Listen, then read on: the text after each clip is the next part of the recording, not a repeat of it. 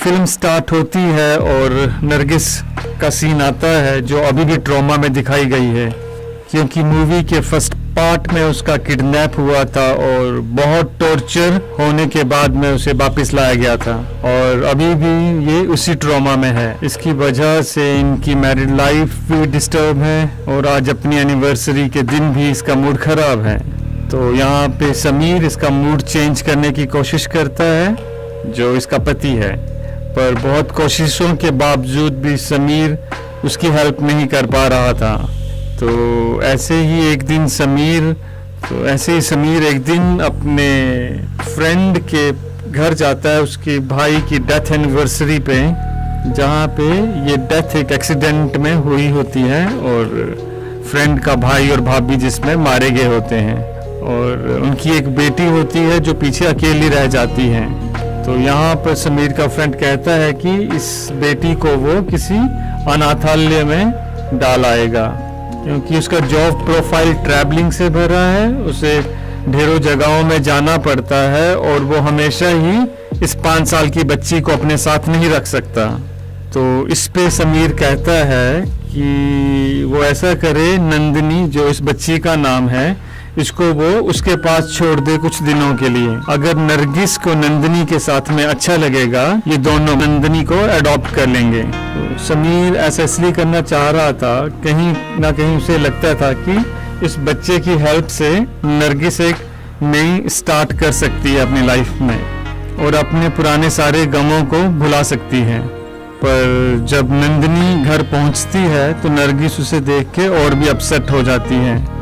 तो टाइम बीतता है पर इन दोनों के बीच में बॉन्ड नहीं बैठता। तो जैसे जैसे टाइम बीतता है तो हम देखते हैं कि नरगिस और नंदिनी में नजदीकियां होने स्टार्ट होती हैं। नरगिस को नंदिनी से अटैचमेंट हो जाती है और वो मानती है कि नंदिनी को वो अडॉप्ट कर लेंगे। तो फिर वो नंदिनी को अडॉप्ट कर लेते हैं, वो उसकी देखभाल अच्छे से करते हैं, वो उसको स्कूल में डाल देते हैं।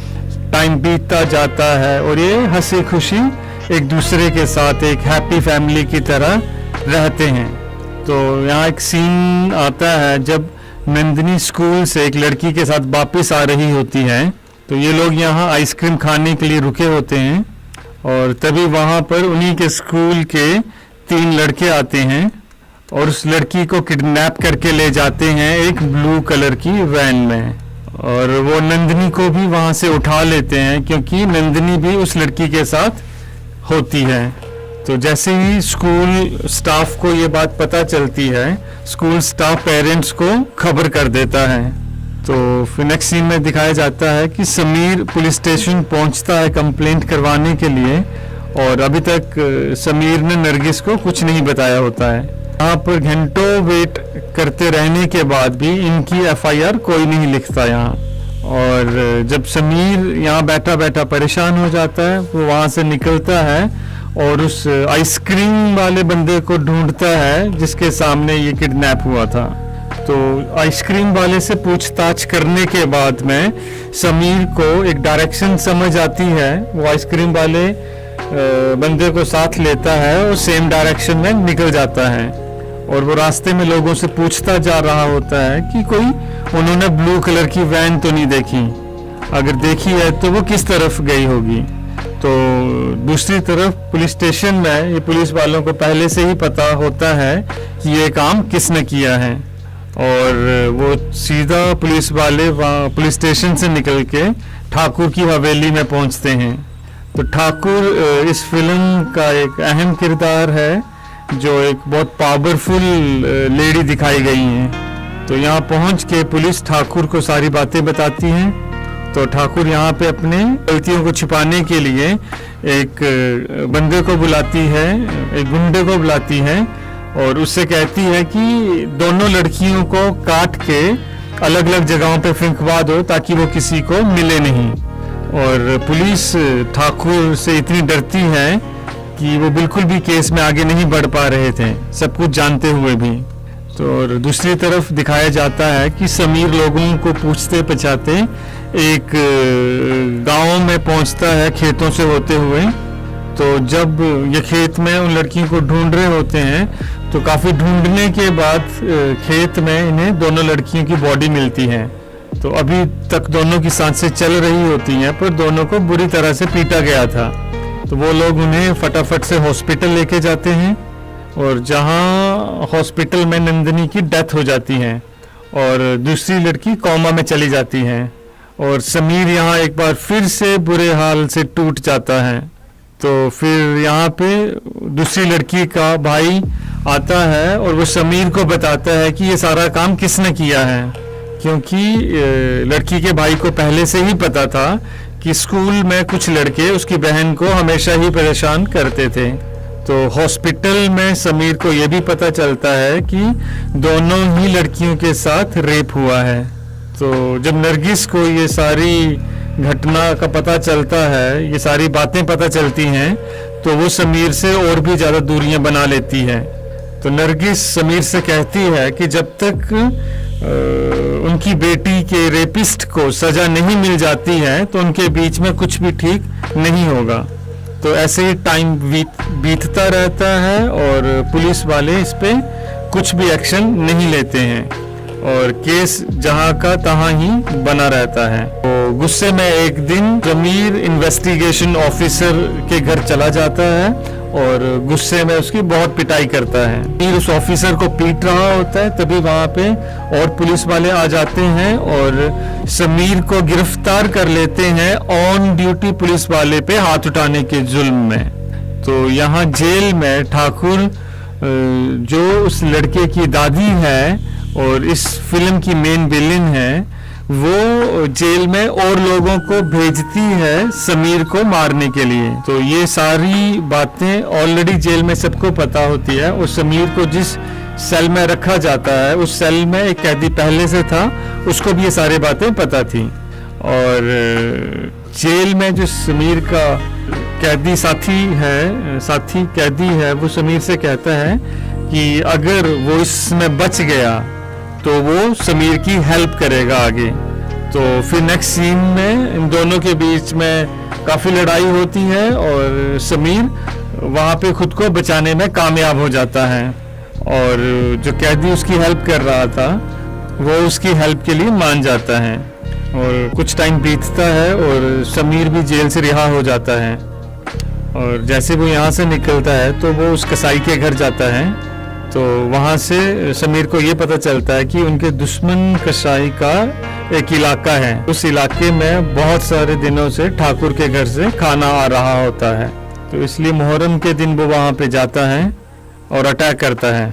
जो ठाकुर के गुंडे होते हैं वो उस पर हमला करते हैं, फाइट होती है, और वो एक एक बंदे को मारता हुआ जब अंदर पहुँचता है तो देखता है वहाँ वो ड्राइवर, कसाई और उस बच्चे का दोस्त होता है। तो कसाई को तो समीर वहीं पे मार देता है, पर ड्राइवर और बच्चे के दोस्त को वो उस जगह पे लेके आता है जहाँ पर उन्हें नंदिनी और वो लड़की मिले थे खेतों में। तो ड्राइवर यहाँ कहता है कि इस पूरे सीन में उसकी कोई गलती नहीं है, तो ये लोग बहुत ज़्यादा पावरफुल हैं और मैं इनके अगेंस्ट कुछ भी नहीं कर सकता था, और उसकी बेटी के साथ गलत करने वाला यही है।